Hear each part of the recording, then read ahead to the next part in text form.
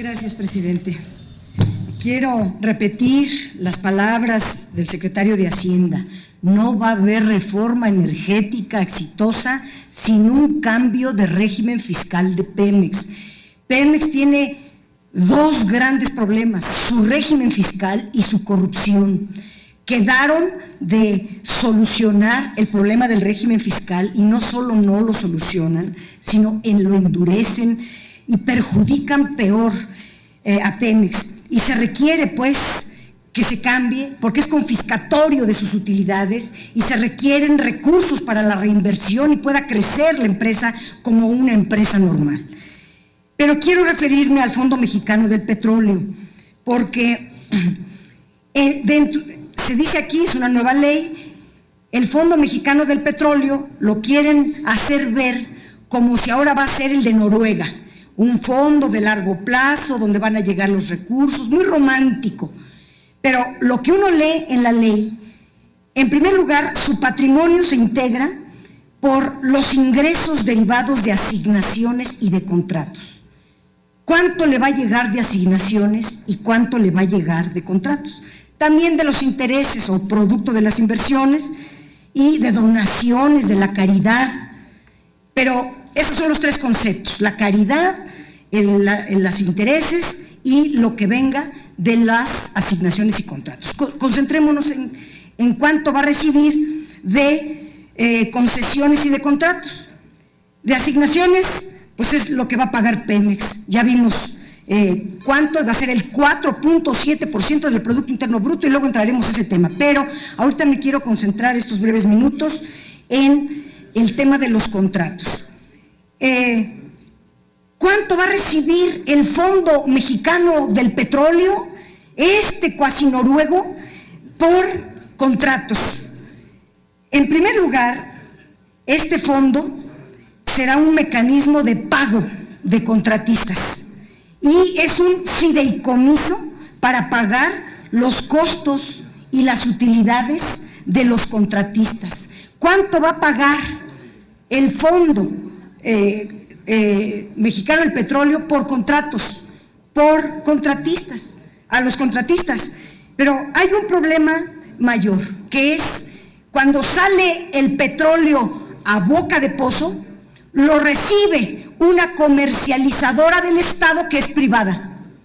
Es decir, que la comercializadora del Estado no es del Estado, sino que se va a licitar a un privado. Imagínense la gravedad.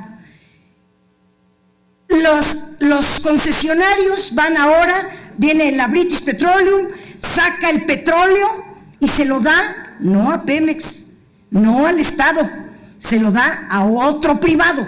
Y ese otro privado, que es la comercializadora del Estado, lo vende, y el producto de la venta, esa es la inmensa renta petrolera, que ahora va a ser más, porque lo veremos en los debates. Habrá una sobreexplotación y van a llevar a aumentar los ingresos de la renta petrolera, y esos los va a recibir un privado.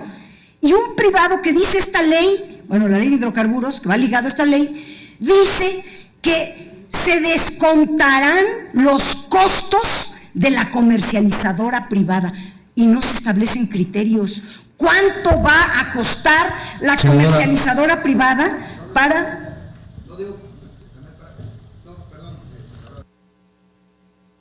¿Cuánto va a costar la comercializadora privada? Y lo que reste va a ir al Fondo Mexicano del Petróleo, menos lo de las licencias.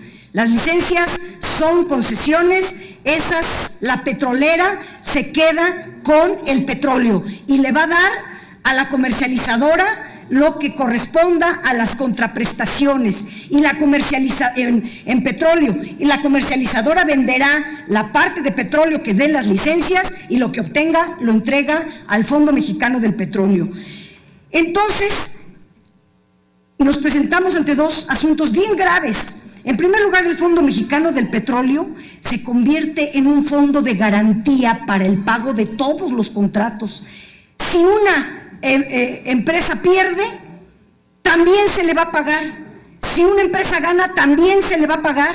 O sea, se revuelven en una misma cuenta todos los ingresos de todos los contratos.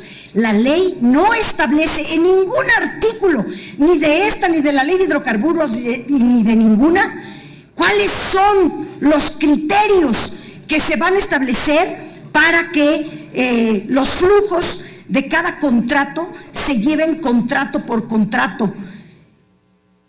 Aquí todo va al fondo y el fondo paga. ¿Paga? ¿Qué paga?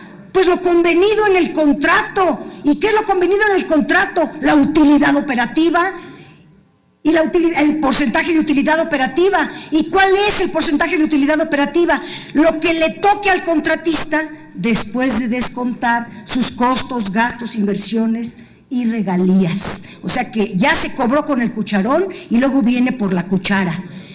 Y luego la comercializadora privada. Bueno, esas cosas son las que están involucradas aquí.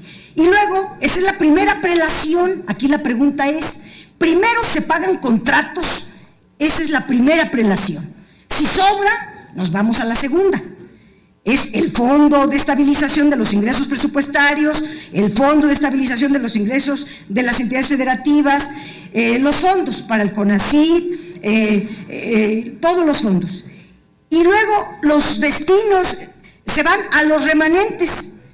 Son tan optimistas que después de pagar todos los contratos, vayan ustedes a saber cuánto va a costar la utilidad operativa más los costos, gastos y inversiones, luego todos los fondos, y luego hay los remanentes, y luego todavía en forma extraordinaria se va a pagar a la tesorería lo de el fondo de largo plazo. Es asombroso su optimismo. No sé esta iniciativa con qué parámetros se hizo, pero se presume que el fondo pueda tener recursos para lograr un 3% del Producto Interno Bruto y forme un fideicomiso, abra una cuenta del 3%, que serían 785,000 millones de pesos, el 3% del Producto Interno Bruto. ¿De dónde vamos a sacar para contratos, para los fondos? Y aparte, 785,000 millones de pesos del Producto Interno Bruto para crear una reserva de largo plazo. Como no me da tiempo, simplemente concluyo que esta nueva ley del Fondo Mexicano del Petróleo tiene muchas implicaciones. No es tan romántico ni tan falso como lo han venido a describir.